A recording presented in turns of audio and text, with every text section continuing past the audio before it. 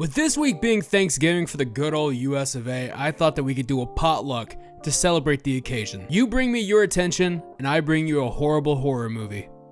Fair enough? I know I've completely skipped Thanksgilling 2, but you're gonna find out why. 5 years later and $100,000 more to go into the budget, will this movie actually be better than the first one? God, I hope so. We start this movie off like we did in the first one with Wanda Lust, as she's an astronaut floating through space with her lunar excursion modules hanging out. Again, I won't have to censor them for long because, well, you know.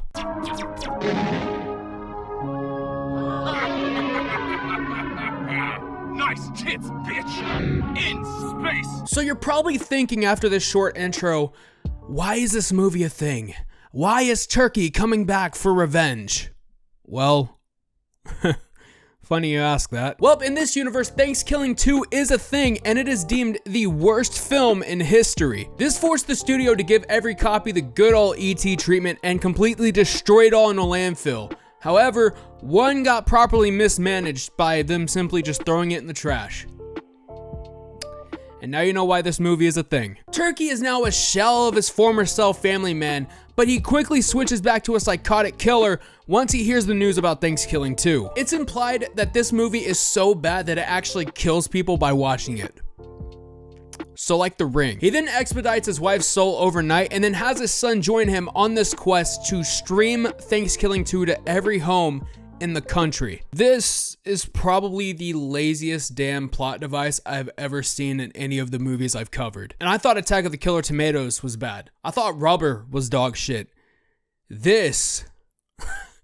oh boy. This movie is about a sequel, about a movie so bad that it has to be destroyed or else it'll kill all of humanity. Sounds like some shit someone in kindergarten wrote. We then meet Yomi, a puppet that's on a quest to find her mind. And while she's just sitting there chilling in a dumpster thinking about everything, this trash bag just spits up a copy of Thankskilling 2.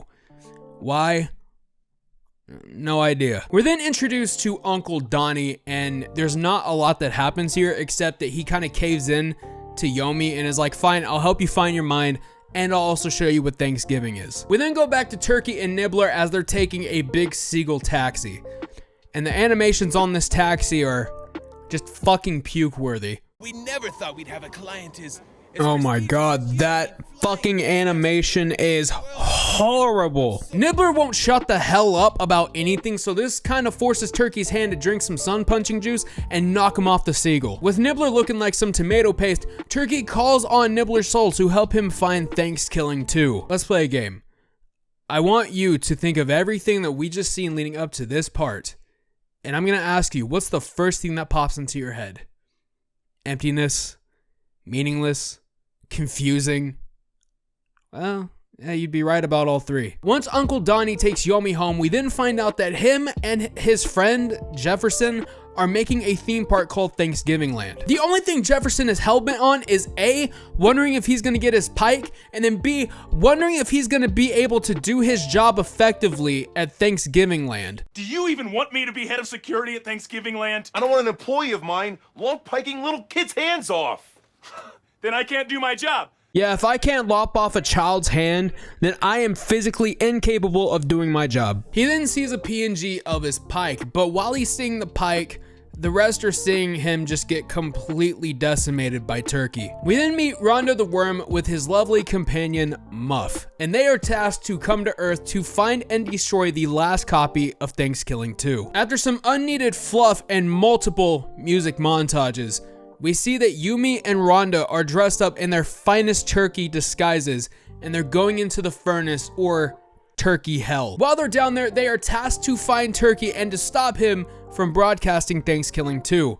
However, they're a little bit too slow to the draw, a little bit too slow on the punch, because they already started broadcasting it and people are already starting to die. Yomi says cut the shit, but Turkey's like, nah, I'm good. And then he unveils to us his monster creation, Franken-Turkey. You know, I don't want to go by Franken-Turkey anymore.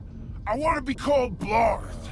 Fine, Blarth. While Rhonda is distracting Blarth, Yomi grabs Nibbler and they start hauling ass out of this furnace. Just as Yomi, Nibbler, and Rhonda all leave the furnace, Blarth catches up to them, but not before he gets fucking deleted by Muff. Turkie meets them all in the living room soon after this happens, but a wise Turkie from earlier in the movie shows up, and that prompts a fight between Turkie and the wise Turkie. Unfortunately, Turkie kills Gandalf the gobbledygook and then heads right after Yomi and starts attacking her. Yomi stabs him with a wishbone that she got from the wise Turkie earlier in the movie and then wishes that Turkie would fuck off.